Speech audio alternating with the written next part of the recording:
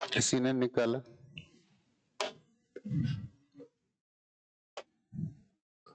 Function क्या था? तो rho equal to row not, आगे बोलोगे 1 minus 2r plus 3r square, and this is for r greater than 0 but less than r, and charge density outside the sphere, मतलब modulus r is greater than capital. ये modulus समझते क्यों लगाया जाता है? क्योंकि हमारी एक्सिस तो राइट साइड पर भी और लेफ्ट साइड पर भी, तो लेफ्ट के आर निगेटिव भी हो सकते हैं।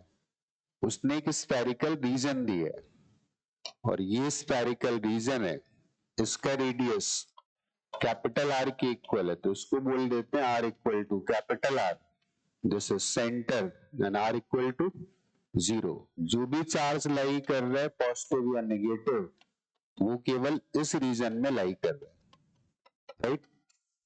और हम इस पे दोनों क्वेश्चन सेम है। ग्रेविटेशन से पूछेगा तो ग्रेविटेशनल फील्ड पूछेगा, चार्ज से पूछेगा तो इलेक्ट्रिक फील्ड पूछेगा। अब उसने बोला है कि अंदर और बाहर फील्ड की वैल्यू बता दो, राइट। तो पहला क्वेश्चन है कि क्या ये चार्ज डिस्ट्रीब्यूशन यूनिफॉर्म है? नहीं है। क्यों? आर के साथ चेंज हो रहा है। लेकिन यहाँ पे एक हमारे लिए कन्वीनियंस है। क्या कन्वीनियंस है?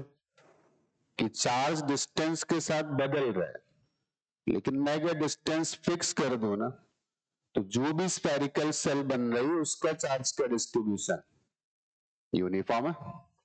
इसका मतलब यहाँ पे जितनी भी सेल्स बन रही है, कोई एक सेल चाहो तो बना लो। हमने यहाँ पर एक सेल बना ली, ये वाली, राइट।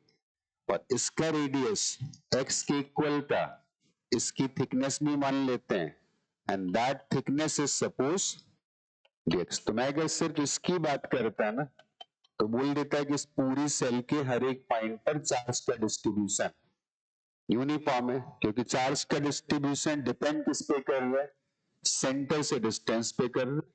और इस सेल के सारे पॉइंट का सेंटर से डिस्टेंस वो सेम ही आ रहा है। तो जितनी सेल्स बन रही है ना, वो सारी कैसी है? यूनिफॉर्म चार्ज डिस्ट्रीब्यूशन की है। और अगर यूनिफॉर्म चार्ज डिस्ट्रीब्यूशन की है तो हम सेल के रिजल्ट्स का तो यूज कर सकते हैं। क्लियर?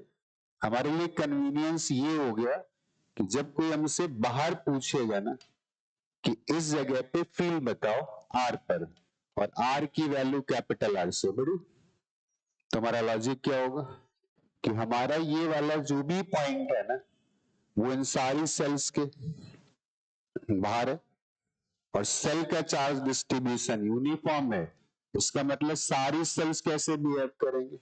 मानो उनका चार्ज सेंटर पे रखा है, तो उसको भी उठा के सेंटर पे रख दो, और जितनी भी सेल्स आ रही है सबके चार्ज को उठा के सेंटर पे रख दो। कुल मिला के पूरे स्फीयर का चार्ज उठा के कहां रखना है? सेंटर पर। लेकिन इस क्वेश्चन का चैलेंज यही है कि हमें चार्ज डायरेक्टली नहीं दिया गया, हमें अगर सॉल्व करना है तो चार्ज निकालना पड़ेगा, राइट। तो काम करते पहले सेल का चार्ज निकाल लेते हैं। तो इस सेल का रेडियस कितना है? x के इक्वल है, तो सेंटर से x डिस्टेंस पर चार्ज डेंसिटी की वैल्यू कितनी आएगी? वो तो ऊपर गिवन है, रो नॉट 1 माइनस 2x और प्लस 3x स्क्वायर, राइट। तो इस जगह पर चार्ज पर यूनिट वॉल्यूम कितना आ गया? रो नॉट 1 माइनस 2x और plus 3x square, and this is charge in unit volume. इस सेल का वॉल्यूम बता सकते हो जहां पे charge, what is the volume जो हमें चार्ज निकालना है? इस सेल का चार्ज अगर निकालना है तो इस शेडेड रीजन का वॉल्यूम निकालना है। और इस शेडेड रीजन का वॉल्यूम कैसे निकालेंगे? इस पार्ट का अगर हमें वॉल्यूम निकालना है तो इस वॉल्यूम की वैल्यू को लिखेंगे सरफेस एरिया, और सरफेस एरिया कितना है? 4 पाई एक्स स्क्वायर, और उसमें कितनी मोटी लेयर है? That is dx, right.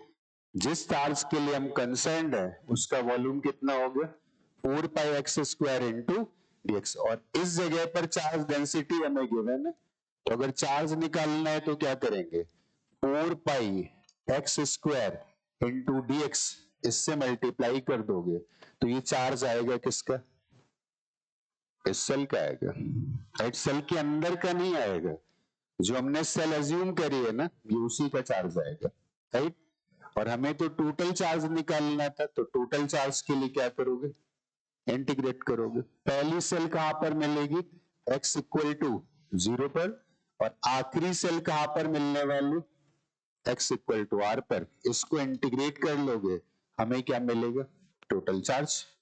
और आउटसाइड पॉइंट के लिए सारे चार्ज को उठा के कहां रख दोगे, सेंटर पे रख दोगे, क्लियर। इसको इंटीग्रेट कर लेते हैं, कुछ फर्क नहीं पड़ता है, पॉलिनोमियल्स हैं इसलिए इंटीग्रेट होंगे। रो नॉट बाहर निकालो, 4 पाई बाहर निकालो, तो और इसको जब अंदर मल्टीप्लाई करोगे तो कितना आएगा, x square minus 2x to the power 3, और अगला टर्म कौन सा आएगा, plus 3x to the power 4 into dx, and limits are from 0 to capital. I think integration में कोई डिफिकल्टी नहीं, सिंपल पॉलिनोमियल है।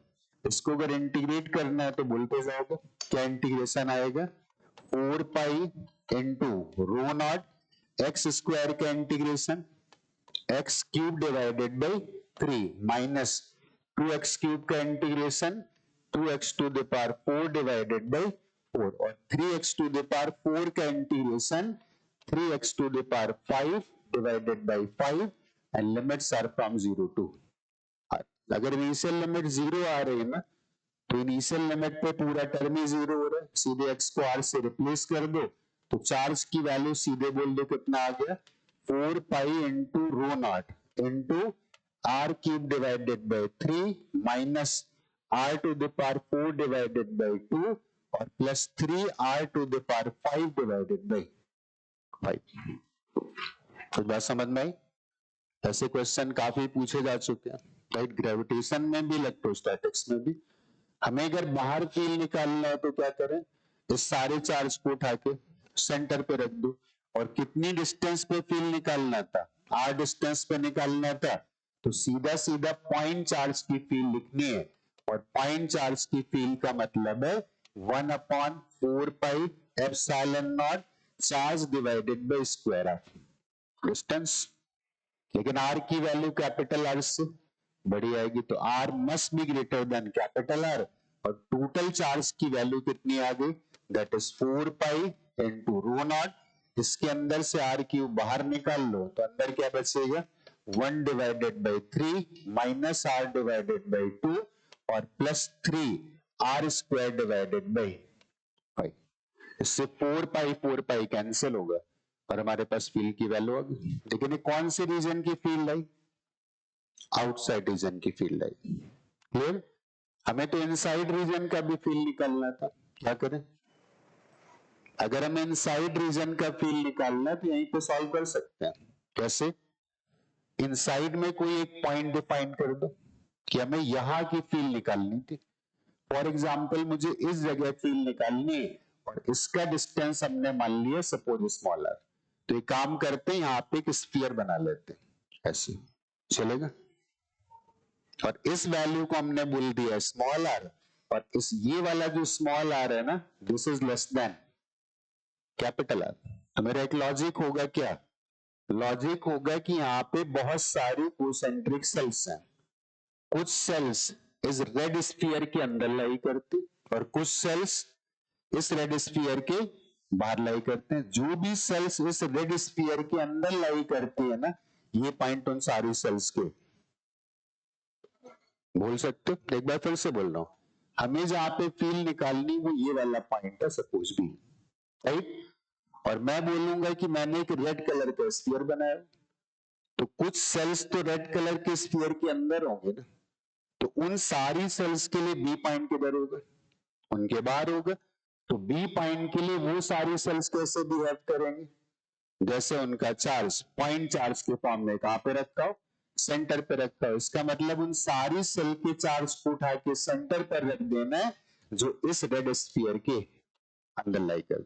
एक काम करते, बाहर भी तो चार्ज था, उसको भी चेक कर लेते हैं। रेड स्फीयर के बाहर का भी एक रीजन है, उस रीजन में बहुत सारी सेल्स है, लेकिन ये पॉइंट भी उन सारी सेल्स के अंदर लाई करता है। कोई भी सेल अपने अंदर कितना फील्ड बनाती, 0 बनाती। इसका मतलब बाहर के रीजन की टोटल चार्ज की वजह से इस पॉइंट पर टोटल फील्ड की वैल्यू 0 आएगी। बात समझ में आ गई? और चार्ज निकालना है तो डायरेक्टली कैलकुलेट करो, क्योंकि दो बार इंटीग्रेशन करने का मतलब नहीं। हमने पहले 0 से r तक का चार्ज निकाला था, तो लिमिट क्या लगाई थी? 0 टू r। अब हमें कहां तक का निकालना है? 0 टू x तक का चार्ज निकालना है, तो लिमिट कहां से कहां तक लगाएंगे? 0 से लेकर के x तक। तो उसी लिमिट में अगर 0 टू x कर देंगे ना, तो मुझे लगता है यही वाला रिजल्ट आ जाएगा, राइट? इसका मतलब ये जो चार्ज लिखा हुआ है that lies inside this region, और इस चार्ज को उठा के कहां रख देना? सेंटर पे रख देना। तो इस चार्ज को उठा के अगर सेंटर पर रखेंगे ना, तो फील्ड की वैल्यू कितनी आएगी? पॉइंट चार्ज की तरह बिहेव करेगा, तो 1/4 pi epsilon naught and q divided by r square, और r का मतलब कितना था? x था। हमें चार्ज और लिखना है, पर 0 से लेकर के x तक का चार्ज कितना आ गया? That is 4 pi into rho naught, और इंटू कितना आने वाला है?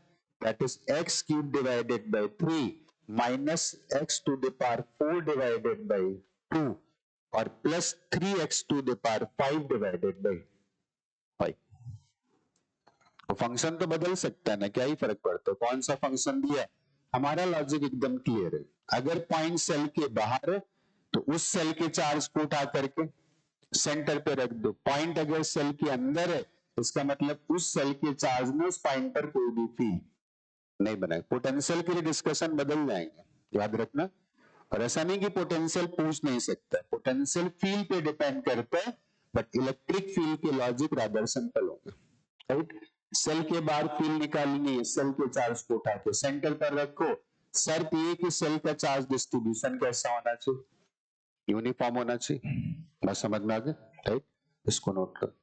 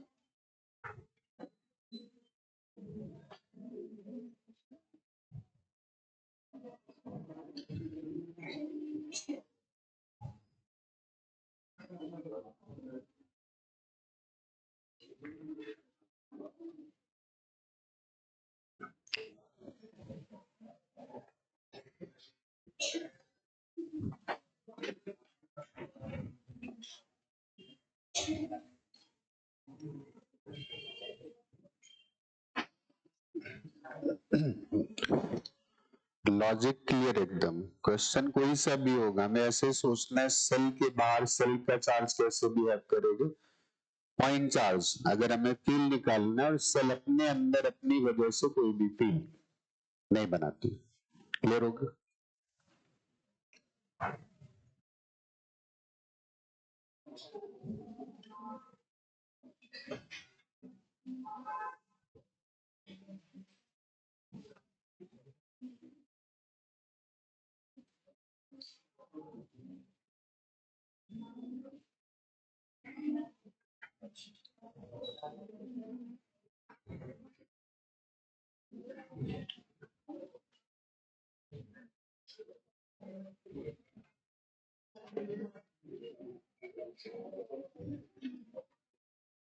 ये नोट कर ले।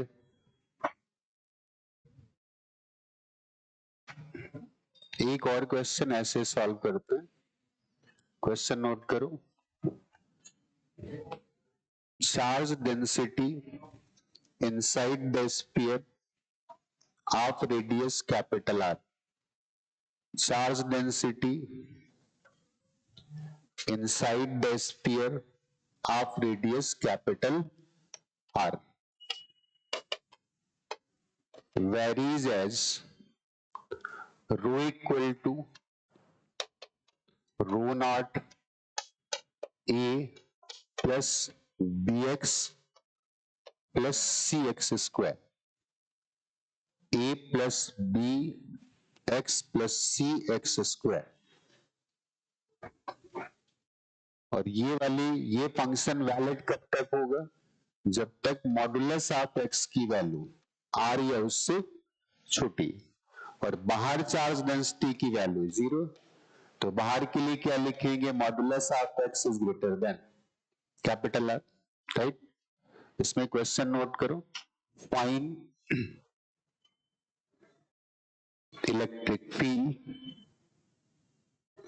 As a function of x. Find electric field as a function of x. B part में लिखो find potential as a function of x. Find potential as a function of x. और सी पार्ट में find the dimensional formula of A B and C. Find the dimensional formula for A B and सी। अब expected है कि बोलते रहोगे इसमें, जल्दी solve कर लेते। पहला question, is this charge distribution uniform? Answer is no. Right? ये चार्ज डिस्ट्रीब्यूशन यूनिफॉर्म नहीं, लेकिन यहाँ पर एक सिमेट्री है। क्या सिमेट्री? कि अगर हम कोई सेल ले लें ना, तो सेल के सारे पॉइंट का सेंटर से डिस्टेंस सेम होगा। तो कोई भी अगर सेल बनाओगे ना, एलिमेंटल सेल, तो वो सारी सेल का चार्ज डिस्ट्रीब्यूशन कैसा होगा? यूनिफॉर्म होगा। और हमें वैसे भी किसके रिजल्ट यूज करने होते हैं? सेल के। अब यहाँ पे कॉपरेट करना, फटाफट बोलते जाओ, तुम्हारी प्रैक्टिस के लिए क्वेश्चन दिया। तो हमें सेल्स के रिजल्ट यूज करना है। तो पहले मैं काम कर लेता हूं, आउटसाइड निकाल लेता हूं। तो आउटसाइड एक पॉइंट था P, और इस P के कोऑर्डिनेट थे x, और x की वैल्यू किससे बड़ी? R से बड़ी। This point lies outside that sphere. इसका मतलब अगर यहाँ पे कोई सी भी सेल बन रही है ना, मैंने एक सेल ले ली ये वाली, और ऐसी बहुत सारी सेल्स बनेंगी। राइट? क्या ये P पॉइंट इस वाली सेल के बाहर है? यस, बाहर है। और क्या सेल का चार्ज डिस्ट्रीब्यूशन यूनिफॉर्म है? स्फीयर का चार्ज डिस्ट्रीब्यूशन यूनिफॉर्म नहीं है, लेकिन सेल का चार्ज डिस्ट्रीब्यूशन यूनिफॉर्म है, तो इस पॉइंट के लिए सेल कैसे बिहेव करेगी? एक पॉइंट चार्ज की तरह बिहेव करेगी। कहां रखा होगा पॉइंट चार्ज? ऐसे में सोचना कि मैं तुम्हें एलियन फिजिक्स पढ़ा रहा हूं, ठीक है ना? मैं तुम्हें वही पढ़ा रहा हूं जो तुम्हारे सिलेबस में 10+2 में, और वही बातें बता रहा हूं तुम्हारे कॉम्पिटिटिव एग्जाम में पूछी जाती, then you must be aware, ठीक है ना? हमें इस सेल के चार्ज की ऑटो फील्ड निकालनी है, और हमारे पैरामीटर सारे मैच कर गए। सेल का चार्ज डिस्ट्रीब्यूशन यूनिफॉर्म है, पॉइंट सेल के बाहर है, इसका मतलब ये सेल ऐसे बिहेव करेगी मानो उसका चार्ज कहां रखा हो? सेंटर पे। एक बात मुझे और भी क्लियर हो गई कि जितनी भी सेल्स बन रही ना वो पॉइंट सबके बाहर, जहां तक चार्ज है वो वाला डिस्टेंस तो ये वाला आ गया ना, इसका मतलब ये पी पॉइंट उन सारी सेल्स के बाहर है, तो सारे चार्ज को उठा के कहां रख देना? सेंटर पर। अब अगला टास्क होगा कि सारा चार्ज कैसे निकाला जाए, तो उसको मैंने x मान लिया और इसकी थिकनेस को कितना मान लिया? dx मान लिया। x डिस्टेंस की चार्ज डेंसिटी गिवन है, तो बता सकते जो शेडेड रीजन है इसका चार्ज कितना आएगा? इसका पहले तो सरफेस एरिया लिखते हैं, कितना? एक स्फीयर का surface area that is 4πx², और उस स्फीयर में कितनी मोटी लेयर चढ़ी हुई है? dx की। तो जिस रीजन का हम चार्ज निकालना चाह रहे हैं उसकी थिकनेस थी dx थी, तो उसका वॉल्यूम आ गया, और x डिस्टेंस पर यूनिट वॉल्यूम का चार्ज कितना था? That was rho naught multiplied by a plus bx और plus cx²। What is this? Charge on this differential cell. और ऐसी कितनी सेल्स हैं? इनफाइनाइट। कहां से शुरू होती? x इक्वल टू 0 से कहां तक जाती? x इक्वल टू r तक जाती। तो अगर टोटल चार्ज निकालना है तो इसी को इंटीग्रेट कर देते हैं, कहां से कहां तक? x इक्वल टू 0 से लेकर के x इक्वल टू r तक, हमें पूरे स्फीयर का टोटल चार्ज मिल जाएगा। पॉलिनोमियल है, इसलिए इंटीग्रेट कर सकते हैं। इस x² को अंदर मल्टीप्लाई करो, 4π बाहर कर लो, रो नॉट बाहर कर लो, x² को मल्टीप्लाई करोगे तो ax² plus bx to the power 3 और plus cx to the power 4 into dx, and limits are from 0 to r। Integration भी इजी है, बोलते चलेगा 4π इंटू रो नॉट, इंटीग्रेशन भी बोलो सीधे लिमिट भी पुट कर देना, राइट? या पहले इंटीग्रेट कर लेते हैं। इसका इंटीग्रेशन कितना आएगा? ax to the power 3 divided by 3, दूसरे पार्ट का integration bx to the power 4 divided by 4, और अगले पार्ट का integration c x to the power 5 divided by 5, and limits are from 0 to capital R। अगर हम upper limit और lower limit put करेंगे then this value will be 4π into rho naught, सब जगह क्या आ जाएगा? x की जगह r आएगा। एक काम करते हैं, उसमें से भी r टू द पावर 3 बाहर निकाल लेते हैं। अगर हम r टू द पावर 3 बाहर निकालेंगे तो अंदर क्या बचेगा? अंदर बचेगा a/3 plus br divided by 4 और प्लस cr² डिवाइडेड बाई 5, और बाहर क्या निकल के आ गया? क्या मिल गया हमें? Total charge. और ये टोटल चार्ज ऐसे बिहेव कर रहा है मानो कहां रखा? सेंटर पे रखा। मुझे तो इस पॉइंट पर फील्ड निकालनी थी, तो पॉइंट चार्ज सेंटर पे रखा है, सीधे सीधे फील्ड की वैल्यू लिखो। Field at x that is greater than r will be equal to 1/4πε0 q divided by distance square, और चार्ज की वैल्यू तुम्हारे सामने लिखी हुई, राइट? चार्ज की वैल्यू पुट करते हैं, कितना आएगा? 4π into rho naught into r cube, और अंदर कितना आएगा? a divided by 3 plus br divided by 4 plus cr² divided by 5। क्या मिल गया? आउटसाइड रीजन की फील्ड मिल गई। अब क्या करना? इनसाइड रीजन की फील्ड निकालनी। टाइम वेस्ट नहीं करना है, जो काम हमने किया है ना उसी चीज का फिर से यूज कर लेना, राइट? लेकिन उसका लॉजिक समझना। अब एक पॉइंट लेते इनसाइड वाला, हमें सपोज यहां पे फील्ड निकालनी थी इस जगह पर, तो एक काम करते हैं, यहां पर एक स्फीयर ड्रॉ कर देते हैं। थोड़े से लॉजिक रिग्रेस हो जाएंगे जब पोटेंशियल निकालेंगे। फील्ड निकालना तो रिलेटिवली इजी हो गया, पार्सल्स पोटेंशियल में थोड़ा काम और बढ़ जाएगा। क्लियर? तो मैं एक बात बोल सकता हूं कि रेड स्फीयर के अंदर का जो भी जोन है ना, इसमें तो बहुत सारी सेल्स होंगी जिनकी रेडियस 0 से लेकर के यहां तक वैरी करेंगे। क्या ये पॉइंट उन सारी सेल्स के अंदर? नो, किधर है? बाहर है। तो वो सारी सेल्स कैसे बिहेव करेंगे? जैसे उनका चार्ज सेंटर पे रखा हो, कुछ सेल्स बाहर वाले रीजन में भी तो लाई करेंगे ना, और बाहर वाला रीजन ये वाला था।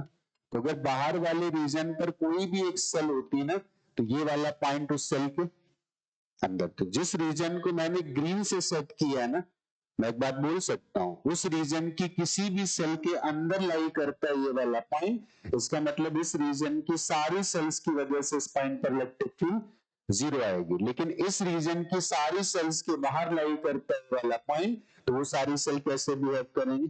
जैसे उनका चार्ज सेंटर पर। तो हमें चार्ज निकालना है रेड शेडेड रीजन का।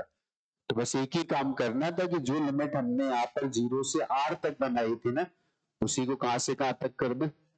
0 से लेकर के x तक। इसको अगर x मान लेता हूं इनसाइड के लिए, तो 0 से x तक करोगे तो वो वाला चार्ज कितना आ जाएगा? सीधे वहां से बोल देना कितना चार्ज आएगा? 4 pi into rho naught into x to the power 3 बाहर निकाल लोगे तो a divided by 3 plus bx divided by 4 plus cx square divided by 5, और बाहर क्या निकलेगा? That will be x square. ये क्या मिल गया? Required charge. और चार्ज को उठा के कहां रख देना? सेंटर पे रख देना है। चार्ज को उठा के सेंटर पर रख दोगे, फील्ड लिखना है, यहीं पे लिख देता हूं, E is equal to 1/4 pi epsilon naught and Q divided by x square. एक एक्स सही लिखा हूं, एक्स क्यूब बाहर निकालना है तो एक एक्स स्क्वायर कैंसिल होगा, क्या मिल गया? फील्ड की वैल्यू मिल गई। कुछ बात क्लियर हुई कि नहीं?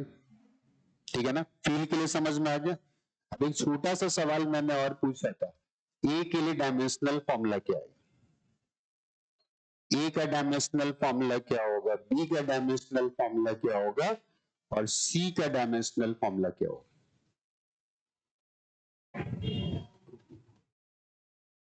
बताया जा सकता है या नहीं बताया जा सकता? ये भी एक समस्या।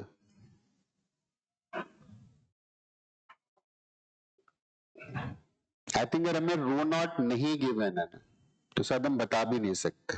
क्लियर? तो चलो रो नॉट को बता देता हूं कि इसका भी डायमेंशनल फॉर्मूला चार्ज डेंसिटी का है, और इसका भी डायमेंशनल फॉर्मूला चार्ज डेंसिटी का। इसका मतलब ये भी डायमेंशन लेस है, ये भी डायमेंशन लेस है, ये भी। जब दोनों के डायमेंशन सेम हो गए तो अंदर सब कैसा हो गया? डायमेंशन लेस हो गया। अंदर डायमेंशन लेस हो गया तो एक ऐसी क्वांटिटी होगी डायमेंशन लेस होगी। बी के लिए डायमेंशनल फॉर्मूला बोलो ना, bx डायमेंशन लेस है, एक्स एल हो गया तो b का डायमेंशन l-1, और C x square dimensionless है, but x square is L square then C is L to the power -2। हाँ, एक क्वेश्चन तुम्हारे लिए छोड़ देता हूं, पोटेंशियल। एक बार पूरे मन से ट्राई करके आना इस क्वेश्चन को कि पोटेंशियल कैसे निकालना, और एक भी क्वेश्चन मन से सॉल्व कर लिया तो पोटेंशियल के सारे एस्पेक्ट क्लियर होंगे। डिस्कस पहले कर चुका हूं, लेकिन डिस्कस करने के पहले कि तुम उसको पूरा अटेम्प्ट करके आओगे। क्लियर हो गया? नेक्स्ट क्वेश्चन लिखो, find electric field, find electric field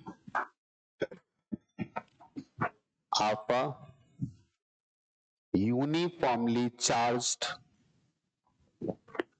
sheet of infinite size using integration method या using Coulomb's law। मतलब गॉस लॉ डिनाइड है, using Coulomb's law। Find the electric field of a uniformly charged sheet of size infinite using Coulomb's law।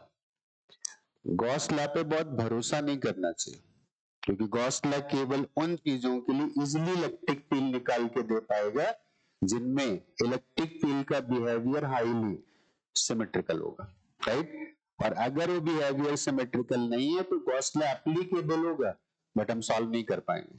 Clear? इसलिए Coulomb's law पे rely करना ज्यादा जरूरी है, right? बस तुम्हें ध्यान से सुनना है। इसका रिजल्ट हम सबको पता है क्या था।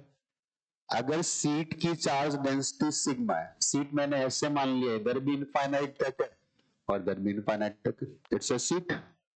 और चार्ज डेंसिटी की वैल्यू सिग्मा के इक्वल। तो चार्ज डेंसिटी का मतलब यहाँ पर है चार्ज पर यूनिट एरिया। तो यहाँ पर मान लेता हूं कि पॉजिटिव चार्ज है और चार्ज पर यूनिट एरिया की वैल्यू सिग्मा के इक्वल है, तो दिस इज प्लस सिग्मा ऐसे। और हमें यहां से किसी डिस्टेंस आर पर, ये एक पॉइंट था, ये पॉइंट, यहाँ पे फील्ड निकालनी थी and Gauss law is denied. मैंने बोल दिया गॉस लॉ पे भरोसा करो, उतना करो जितना तुम्हारे काम का हो, लेकिन पूरी तरीके से रिलाई करने की जरूरत नहीं, क्योंकि सिस्टम अगर सिमेट्रिकल नहीं होगा तो गॉस लॉ वर्क नहीं करेगा। तो एक डिस्क की फील्ड निकालनी है, गॉस लॉ काम नहीं करेगा, राइट। अगर एक सेमी इनफाइनाइट वायर की फील्ड निकालनी, मैं ये नहीं कह रहा हूं गॉस लॉ एप्लीकेबल नहीं होगा, तुम सॉल्व ही नहीं कर पाओगे, ऐसे फील्ड्स आ रही होंगी तो तुम उनका फ्लक्स ही नहीं लिख पाओगे। हमने जितने भी कल केसेस करे थे उनका फ्लक्स शायद इजिली लिख पाया था। क्लियर। इसकी फील्ड निकालनी कूलम्स लॉ से, बता सकते हो कैसे? हाँ वो बात तो पता ही होगी कि रिजल्ट पता है तो सब ड्रामा करने की क्या जरूरत है, बताना सब क्यों किया जाता है, ठीक है ना। इसकी अगर फील्ड निकालनी तो कैसे निकालना, रिजल्ट सबको पता है, sigma divided by 2 epsilon not. I think कोई ना कोई एलिमेंट लेना पड़ेगा, तो बढ़िया सा एलिमेंट कौन सा होगा, एक line charge. Clear.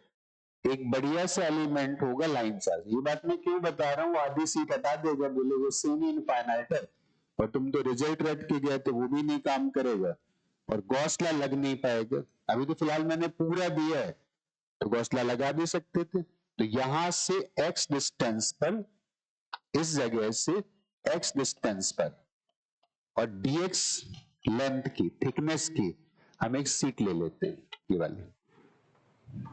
Actually seat नहीं, ये क्या बन गया, स्ट्रिप बन गई।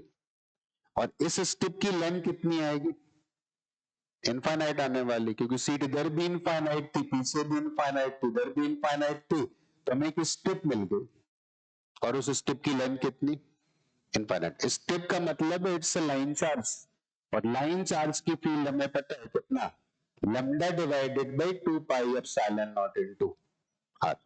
और वो अगर लाइन चार्ज ऐसे था ना तो फील्ड इस लाइन के परपेंडिकुलर आती, और वो डिस्टेंस आर पे 1/r फंक्शन के साथ बिहेव करती है, और फील्ड की वैल्यू कितनी आती, lambda divided by 2 pi epsilon naught into R. तो ऐसे तो बहुत सारी स्टेप्स आएंगी ना, कितनी आएंगी, इनफाइनाइट। वहां से शुरू होंगी वहां तक जाएंगे, there will be infinites line charges. इस वाले लाइन चार्ज ने हमारे रिक्वायर्ड पॉइंट पर जो भी फील्ड बनाई होगी ना, वो फील्ड एक्चुअली इस डायरेक्शन में बना दी, और इस वाली फील्ड को कुछ बोल भी देते हैं क्या, that is suppose D. Clear. एक काम कर सकते, पहले डी की वैल्यू लिख लेते हैं, बाकी सब बाद में करते हैं। तो डी की वैल्यू तो हमें पता है, lambda divided by 2 pi epsilon naught into R, लेकिन समस्या है लैम्डा गिवन नहीं, इसका मतलब लैम्डा में निकालना पड़ेगा। और ये मेथड मैंने कल की क्लास में बताया था कि इन सब चीजों को रिलेट कैसे करते हैं। लैम्डा क्या था, यूनिट लेंथ का चार्ज था। क्लियर। हमने मान लिया कि इस स्टेप के यूनिट लेंथ का चार्ज लैम्डा, तो फिर एक चीज और भी मान लेते, यूनिट लेंथ ले लेते। मैंने इस स्टेप में एक 1 वाली लेंथ ले ली, थिकनेस कितना था, dx था। तो जो यूनिट लेंथ का पार्ट था ना, उसकी ये वाली लेंथ कितनी आ गई, 1 आ गई। ये थिकनेस कितनी आ गई, dx। इसका एरिया कितना आ गया, 1 इंटू dx आ गया। और यूनिट एरिया का चार्ज कितना था, सिग्मा था। तो जो मैंने 1 मीटर वाली स्ट्रिप ली है, यूनिट लेंथ वाली स्ट्रिप ली है, उसका एरिया कितना था, 1 मल्टीप्लाइड बाई dx, और area multiplied by surface charge density that is equal to charge. और यूनिट लेंथ का चार्ज तो हमने वैसे ही माना था कितना, दैट इज लैम्डा। कुछ बात समझ में आई? मैंने 1 मीटर की स्ट्रिप ली, ये वाली लेंथ 1 मीटर थी, ये वाली थिकनेस dx थी, ये बन गया एक रेक्टेंगल।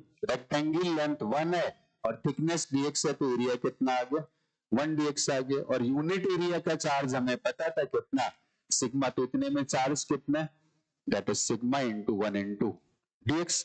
और यूनिट लेंथ का चार्ज हम ही ने माना है इस स्ट्रिप का कितना, दैट इज लैम्डा। तो इसी चार्ज को क्या लिख सकता है, लैम्डा भी लिख सकते हैं। क्या समझ में आ गई? इसका मतलब यहां से मैं लैम्डा की वैल्यू निकाल सकता हूं, lambda is sigma into dx।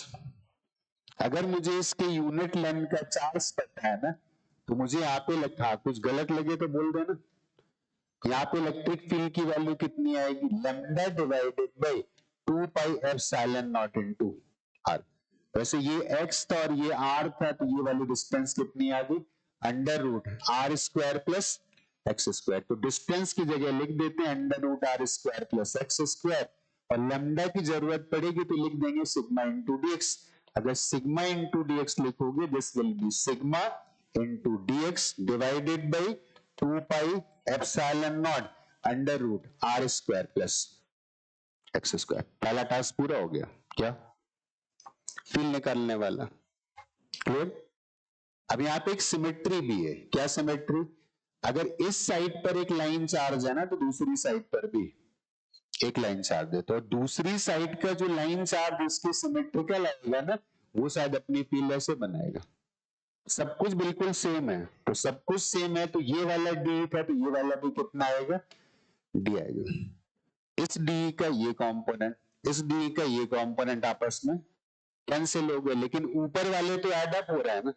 इसका मतलब ये निकल के आ रहा है कि सरवाइव करने वाली फील्ड किधर होगी, ऊपर के। ये तो वैसे भी कैंसिल होने वाली, जिससे मतलब होना नहीं चाहिए। तो मैंने काम किया, इस वाले एंगल को थीटा मान लिया, तो ये वाला एंगल अगर थीटा आ गया, ये वाला एंगल अगर थीटा आ गया ना, तो सरवाइव करने वाली फील्ड केवल कौन सी होगी, that will be dE sine theta. वैसे तो डी कॉस थीटा भी आएगा, बट मैं इग्नोर करूंगा। क्यों करूंगा, अल्टीमेटली जब सम करेंगे तो आंसर आने वाला क्या, क्योंकि इस फील्ड के इस कंपोनेंट को कैंसिल करने के लिए यहाँ पर एक स्टेप है, वो अपनी फील्ड बनाएगी, उसका एक कंपोनेंट आएगा, दोनों दूसरे को कैंसिल करेंगे, राइट। तो ऊपर वाली फील्ड बचनी है, और इसी ऊपर वाली फील्ड को मैं बोल देता हूं डीई डैश। तो ऊपर वाली फील्ड आ गई dE dash, and that is equal to dE into sine theta. फिलहाल ये डी डैश तो एक एलिमेंट की वजह से थी ना, एक स्टेप की वजह से थी। ऐसी कितनी स्टेप्स है, इनफाइनाइट है, तो टोटल निकालना है तो क्या कर दे, सबको ऐड कर देते, राइट। तो टोटल निकालने के लिए इंटीग्रेट कर दो, ऐसे यहाँ पे एक एक करके वैल्यूज पुट करते हैं। तो ई डैश टोटल फील्ड आ गए, और उसको लिख देते हैं इंटीग्रल डीई, और डीई की वैल्यू कितनी थी, sigma into dx divided by 2 pi epsilon naught under root R square plus x square. अभी तुमने सिर्फ डीई पुट किया है ना, अभी और क्या लिखना है, साइन थीटा। इस ट्रायंगल से देख के बता सकते हो साइन थीटा कितना आएगा। तो साइन थीटा की वैल्यू, इस वाले को थीटा माना, that is r divided by root of r square plus x square. तो this will be r divided by root of r square plus x square. इस इंटीग्रेशन का वेरिएबल क्या, x है। एक्स की वैल्यू को कहां से कहां तक वेरी कराना, माइनस इंफिनिटी से प्लस इंफिनिटी। लेकिन आर वेरिएबल नहीं, याद रखना, r is a fix value. हमने एक सर्टेन पॉइंट लिया है जो इस सीट से आर डिस्टेंस पर है, तो जो कांस्टेंट है बाहर निकाल लो, और बाकी जो बदल रहे हैं उनको अंदर रखो। सिग्मा बाहर निकालो, आर बाहर निकालो, 2 पाई एप्सिलॉन नॉट भी बाहर निकालो, and this becomes integral dx divided by R square plus x square. Limit समय पता है कहां से कहां तक, minus infinite to plus infinite. वैसे एक आराम से काम कर सकते हैं, क्यों माइनस इनफाइनाइट पे जाए, ऐसे बोले ना, जीरो से इनफाइनाइट क्या करो, उसी को डबल कर दो। क्योंकि जितनी फील्ड राइट की आधी सीट में बनाई होगी ना, उतनी लेफ्ट वाले ने भी बनाई होगी। तो इसी इंटीग्रेशन को चेंज कर देते हैं, कहां से कहां तक, जीरो से इन्फिनिटी, लेकिन साथ में क्या करना पड़ेगा, डबल भी करना। जीरो से इन्फिनिटी का मतलब मैं राइट की आधी फील्ड निकाल लेता हूं, और जितनी राइट के आधे ने बनाई होगी उतनी लेफ्ट वाले ने भी बनाई होगी, डबल कर दो इसका, राइट। इसका इंटीग्रेशन किसी को पता, 1/x square plus are square. कोई चीज ना पता हुआ करे, कुछ देर नहीं लगती, समझदार लोग ऐसे ही होता है, तुरंत निकाल भी लेते हैं, और ये काम करते रहना। इंटीग्रेशन सिर्फ इसलिए नहीं पढ़े जाते कि वो मैथमेटिक्स का पार्ट है, फिजिक्स उसके बिना नहीं चलती। अगर चलती तो न्यूटन को चिंता नहीं होती, ठीक है ना। Integral 1/x square plus A square, अगर इसको इंटीग्रेट करना है ना, what is the purpose of integration, integration is the reverse process of differentiation. इसका मतलब मेरी सोच इंटीग्रेशन के लिए कैसी होनी चाहिए कि हम अपने गिवन फंक्शन को किसी भी तरीके से इतना मैनिपुलेट करें कि हमें दिखने लगे ये किसी का। ये स्टेटमेंट काफी इंपॉर्टेंट, जो समझना चाहे इंटीग्रेशन उसके लिए। Integration is the reverse process of differentiation. अगर साइन का डिफरेंशिएशन कॉस है ना, तो बड़ा इजीली बोलता हूं कि कॉस का इंटीग्रेशन क्या हो गया, अजीब है। साइन का डिफरेंशिएशन क्या, कॉस, तो कॉस का इंटीग्रेशन है माइनस, कहां से आ गया, उल्टा प्रोसेस है ना, साइन का डेरिवेटिव कॉस आ गया तो कॉस का इंटीग्रेशन साइन आएगा ना, ये माइनस कहां से आ गया। Integration is the reverse process of differentiation. इसका मतलब मैं जिनके जिनके डिफरेंशिएशन जानता हूं ना, मैं उन्हीं के इंटीग्रेशन भी जानता हूं। इंटीग्रेशन का अपना कोई स्पेसिफिक रूल नहीं, इसलिए मुझे जब भी कोई कॉम्प्लिकेटेड फंक्शन मिलेगा तो मेरी कोशिश होगी कि मैं अपने उस फॉर्म को चेंज करते करते ऐसी जगह पहुंचा दूं जहां दिखने लगे कि वो किसी का डिफरेंशिएशन है, और जहां दिख जाएगा कि इसका डिफरेंशिएशन था, मैं रिवर्स प्रोसेस फॉलो करूंगा और उसका इंटीग्रेशन लिख दूं। मुझे फिलहाल नहीं पता था किसका डिफरेंशिएशन लिखा हुआ है, तो मैं इसको मैनिपुलेट करूंगा। कैसे मैनिपुलेट करूंगा, यहाँ पे एक सब्स्टिट्यूशन कर देते हैं, x is equal to A tan theta. मुझे ऐसा देखा, मैंने कर दिया। ऐसा नहीं कि ऐसे किसी ने प्रैक्टिस बेसिस पे कर देते हैं, कुछ सोचा जाता है तो शायद किया जाता है। मुझे पता है क्या देखा, ए स्क्वायर कॉमन ले लेंगे, 1 प्लस tan स्क्वायर को लिख देंगे, सेक स्क्वायर और tan का डेरिवेटिव भी सेक आ जाएगा, सेक स्क्वायर दोनों उड़ जाएंगे, बड़ा सिंपल सा इंटीग्रेशन बचेगा। और उसका वो सब कोई जानता है कि किसका डेरिवेटिव था। तो x की वैल्यू को अगर a tan थीटा लिखोगे तो x square plus a square का मीनिंग क्या होगा, a square into tan square theta plus a square common लोगे, अंदर क्या बचने वाला है, 1 plus tan square theta, and 1 plus tan square theta simply sec square theta. नीचे वाली क्वांटिटी तो मुझे मिल गई कितनी, a square sec square theta. अब मुझे dx लिखना है, तो dx लिखना है तो उसी को डिफरेंशिएट कर दो, तो dx divided by D theta is equal to a sec square theta. नीचे जो d थीटा था उसको मैं राइट में कर देता हूं, चलेगा। x equal to a tan theta को डिफरेंशिएट किया तो this becomes dx is equal to a sec square theta into d theta. दोनों वैल्यूज को उठा करके इसी एक्सप्रेशन में पुट कर दो, तो ये इंटीग्रेशन आ जाएगा कितना, dx को क्या लिखना है, इसको फिलहाल मैं i मान लेता हूं, तो ऐसे लिख लेता हूं। dx को क्या लिखना था, dx को लिखना था a sec square theta into D theta, और नीचे क्या आ चुका था already a square into sec square theta. सबको सही लिखो, नीचे a square sec square theta, ऊपर a sec square theta D theta. यहां से सेक स्क्वायर तो कैंसिल हो गया, एक a भी कैंसिल हो गया, and this is 1 upon a integral D theta. बड़ा सिंपल रिजल्ट आ गया। हमें 1 का इंटीग्रेशन करना था और theta was the dummy variable, और 1 किसका डेरिवेटिव था, खुद थीटा का था। इसका मतलब 1 का इंटीग्रेशन क्या आएगा, दैट विल बी थीटा। सबको सही लिखा ना, यहाँ पे 2 की जगह क्या आना a, तो इसका इंटीग्रेशन आ गया कितना, 1 अपॉन a इंटू थीटा। लेकिन थीटा तो हमने इन बिटवीन माना था ना, हमने सब्स्टिट्यूट किया था x equal to a tan theta, तो यहां से tan थीटा की वैल्यू कितनी आ गई, x डिवाइडेड बाई a। तो यहां से थीटा की वैल्यू कितनी आ गई, थीटा की वैल्यू tan के फॉर्म में आ गई, tan inverse of x divided by a। इस थीटा की वैल्यू पुट कर दो, this is 1 upon a tan inverse of x divided by a। अब एक बार निकाल चुके हो तो याद भी रखना है, बड़े बेसिक इंटीग्रेशन से जिनकी जरूरत कहीं भी पड़ सकती। तो 1 upon x square plus A square का integration 1 upon a tan inverse of x divided by a। अब आते हैं अपने वापस रिजल्ट पर, इसी को मुझे इंटीग्रेट करना था, तो उसका इंटीग्रेशन कितना आएगा बोलोगे, 2 कैंसिल हुआ, sigma r divided by pi into epsilon not, 1 upon r square plus x square का इंटीग्रेशन। पहले तो 1 अपॉन a लिखो, a का रोल कौन प्ले कर रहा है, r प्ले कर रहा है। फिर क्या लिखोगे, tan inverse of x divided by a, और a का मतलब क्या था r, and limits are from 0 to infinity. tan 90 की वैल्यू कितनी होती? इनफाइनाइट होती। तो tan इनवर्स ऑफ इनफाइनाइट कितना आ जाएगा? 90 आ जाएगा। तो जब अपर लिमिट लगाओगे that will B tan inverse of infinite and that will B pi by 2 और tan इनवर्स जीरो की वैल्यू कितनी आ गई? जीरो आ गई। तो इस इंटीग्रेशन की टोटल वैल्यू आ गई कितना? Pi by 2। ये वाला r इस वाले r से कैंसिल होगा और लेफ्ट में था sigma divided by epsilon naught into पाई और इंटीग्रेशन का रिजल्ट कितना आ गया? पाई डिवाइडेड बाय 2। पाई और पाई कैंसिल हो गया, रिजल्ट कितना आ गया? Sigma divided by epsilon not. क्या एक प्लेन शीट जिसका साइज इनफाइनाइट उसकी पील इतनी आती थी? Sigma divided by epsilon not. ये बात मैंने इसलिए नहीं बताई कि तुम शीट का रिजल्ट निकाल लोगे, ये बात मैंने तुम्हें उस सिचुएशन के लिए बताई है कि अगर उसने बोल दिया ना आधी आगे की गैप कर दो, अब बता फील की वैल्यू कितनी है, तो उस समय तुम्हारा गौसला भी काम करने वाला नहीं। आधी आगे गैप कर दे, यहां से गैप कर दे, उन सारे केसेस में तुम्हें ऐसे ही परफॉर्म करना है, केवल लिमिट्स की वैल्यू को चेंज कर देना।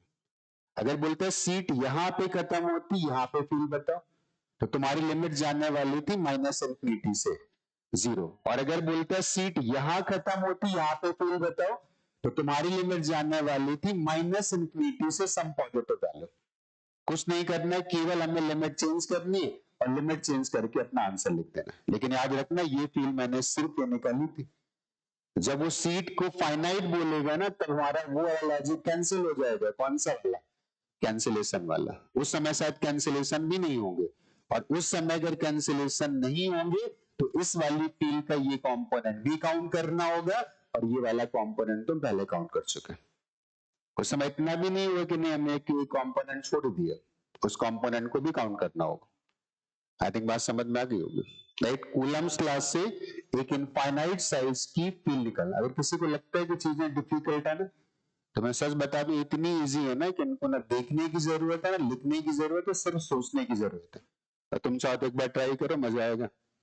बोर्ड की तरफ देखना नहीं और पूरा इंटीग्रेशन ऐसे परफॉर्म कर देना, इधर देखना मत, भूलते रहना। सीट का साइज कैसा था? इनफाइनाइट था, राइट। हमसे उसने बोला आर की जगह ए लिख देते हैं, चलेगा। आर की जगह ए मान लेते, सीट मान लो जमीन है, ये जो ग्राउंड है ना यहीं पे सीट रखी हुई है और यहां से ए डिस्टेंस पर हमें फील्ड निकालनी थी। आपको ऑपरेट करना है, डेटा रिटेन करना है और शायद भरोसा भी हो जाएगा, नहीं बड़ी बड़ी चीजें बड़ी आसानी से हो जाती। हमें इस पॉइंट पे फील्ड निकालनी थी, तो हमने क्या किया, इस पॉइंट को ओ मान लिया, ओ पॉइंट से आगे गए और आगे जाकर के यहां पर एक स्टेप ले ली। ओ पॉइंट हमने डिफाइन कर लिया, तो ये वाला, राइट। यहां से आगे जाएंगे कितनी डिस्टेंस पर? एक्स डिस्टेंस पर। यहां पे क्या ले लेंगे, एक स्टेप ले लेंगे। उस स्टेप की थिकनेस कितनी? That is dx, right. तो वो तो लाइन चार्ज बन गया। अब वो लाइन चार्ज बन गया तो उस वाले चार्ज ने यहां पे इतनी फील्ड बनाई होगी। ये डिस्टेंस कितना था? x। वो थिकनेस कितनी थी? dx। ये हाइट कितनी थी? a। तो ये वाला डिस्टेंस कितना था? Under root of X square plus. ऐसी पॉसिबिलिटी नहीं मिस करनी चाहिए। तुम्हें अपने ऊपर भरोसा भी होगा कि नहीं, हम जिनके लिए परेशान रहते हैं ना, चीजें तो बड़ी आसान है। ये x था, ये a था, तो ये कितना था? Under root of X square plus A square. और एक लाइन चार्ज की फील्ड होती कितनी? Lambda divided by 2 pi epsilon naught into. और एक चैलेंज हमारे सामने था लैम्डा वाला, लेकिन वो शायद चैलेंज हम डील कर सकते हैं। कैसे? What is lambda? Unit length का चार्ज का। तो एक काम करते, इसी स्टेप में 1 की लेंथ ले लेते। ये लेंथ कितनी आ गई? 1। ये थिकनेस कितनी थी? dx। तो ये बन गया एक रेक्टेंगल, इसका एरिया कितना आ गया? 1 इंटू dx। और यूनिट एरिया का चार्ज कितना था? सिग्मा। तो उस छोटे से रेक्टेंगल का चार्ज कितना आ गया? सिग्मा इंटू dx आ गया। कितने तो आ गया, लेकिन वो तो 1 लेंथ का था, यूनिट लेंथ का था, और यूनिट लेंथ के चार्ज को हम लिखना चाह रहे थे किससे? तो लैम्डा की वैल्यू मिल गई कितनी? Sigma into dx। लैम्डा वाला प्रॉब्लम भी सॉल्व हो गया। अब मैं बड़ी आसानी से डी लिख सकता हूं, बोलो। Lambda into sigma into dx divided by 2 pi epsilon naught under root X square plus A square. कोई भी सोच सकता है इतना। बात समझ में आ गई।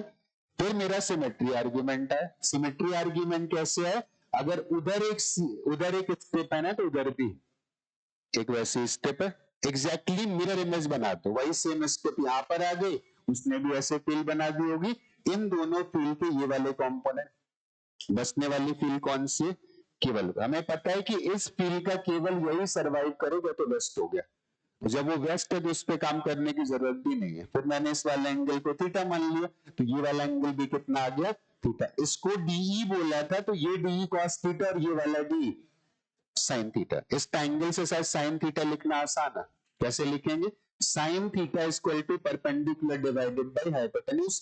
How much is the perpendicular, a, and what is the hypotenuse, under root X square plus A square. तो मैं इस डीई का ये कंपोनेंट सीधे सीधे लिखता हूं।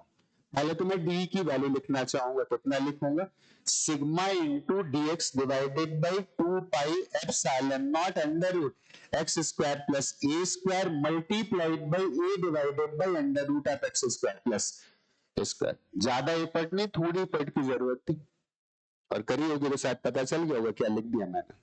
पहले डी लिखा और फिर साइन थीटा से मल्टीप्लाई करके, दोबारा से बोलना, sigma dx divided by 2 pi epsilon naught under root of X square plus A square multiplied by A divided by under root of X square plus A square. ऊपर एक sigma आया, एक dx आया, साथ में ए भी आया, फिर और नीचे 2 पाई एप्सिलॉन नॉट आया, साथ में x square plus A square भी आ गया। लेकिन मेरे पास तो था ना माइनस इनफाइनाइट से लेकर के, एक ही स्टेप थोड़ी ना थी, बहुत सारी थी, तो मैं इसी को इंटीग्रेट कर दूंगा कहां से कहां तक, माइनस इनफाइनाइट से। और मैं ये भी नहीं करने वाला हूं, मैं तो बोलूंगा मैं जीरो से इनफाइनाइट तक करूंगा, डबल कर दूंगा उसका, क्योंकि जितनी फील्ड उस रीजन में बनाई होगी ना उतनी फील्ड इस रीजन में। तो एक काम करते, लिमिट तो जीरो से इनफाइनाइट पहुंचा दे, 2 से और मल्टीप्लाई कर देते, क्या आई थिंक नीचे भी एक 2 था, ऊपर भी एक 2 आ गया, दोनों 2। ऊपर क्या बचा बताओगे, थोड़ी सी मेमोरी का पार्ट, तुम वैसे भी रटने में बहुत माहिर हो, तो 2 और 2 कैंसिल हो गए, sigma into dx into A divided by pi epsilon not x square plus A square. Integration के अंदर आ गया dx divided bye x square plus A square, और उसका इंटीग्रेशन हमें पता है 1/a tan inverse x by, अभी निकाला था, बड़ा कॉमन अच्छा सा इंटीग्रेशन, याद रखना। बहुत से लोग भूलते इसलिए कि बाहर ए आता है कि नहीं आता है, तो याद रखना बाहर ए आता है, tan वाला जो पार्ट होता है ना उसमें बाहर ए आता है, तो ए और ए तो कैंसिल हो गया, this becomes tan inverse of x divided by, infinite put करूंगा तो पाई बाई 2 आएगा, जीरो पुट करूंगा तो जीरो आएगा, और एक पाई ऑलरेडी नीचे था तो वो पाई इसके साथ कैंसिल हो गया, 2 बच गया, जीरो का कोई मतलब नहीं, सीधे आंसर आ गया सिग्मा डिवाइडेड बाई 2 एप्सिलॉन। ये बात बताना इसलिए जरूरी थी कि हमारे दिमाग में पावर तो होती लेकिन हम डरे हुए होते, कुछ कर नहीं पाते। और जिस दिन इस बात का एहसास हो जाए ना कि हम बड़े बड़े काम सीधे कर सकते हैं ना, उस दिन समझ में आ जाए कि क्या लिखना होता है, क्या रटना होता है, क्या मेमोराइज करना होता है। आई थिंक बात समझ में आ गई होगी, क्लियर।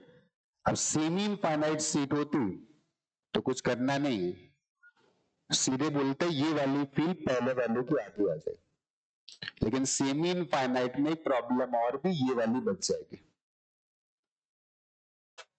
सीट आधी हो गई तो ये वाली फील्ड भी तो आधी होगी, लेकिन इसका मतलब ये भी तो था ना, कैंसिलेशन भी तो नहीं हुआ है ना, और अगर कैंसिलेशन नहीं हुआ तो ये वाली बचने वाली, और ये वाली बचने वाली, इसका मतलब तो मैं उसको भी इंटीग्रेट करता हूं। बस अंतर इतना है कि इसमें लिखा था साइन थीटा, उसमें लिखा है कॉस थीटा। जब कॉस थीटा लिखेंगे तो ए बाई ये नहीं लिखेंगे, तब लिखेंगे क्या, X divided by under root of X square plus A square. वो इंटीग्रेशन और भी आसान हो सकता है, मे बी सब्स्टिट्यूशन से सॉल्व हो जाए।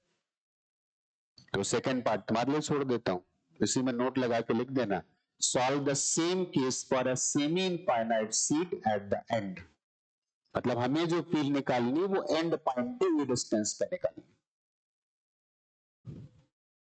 Solve the same case for semi-infinite seed at end.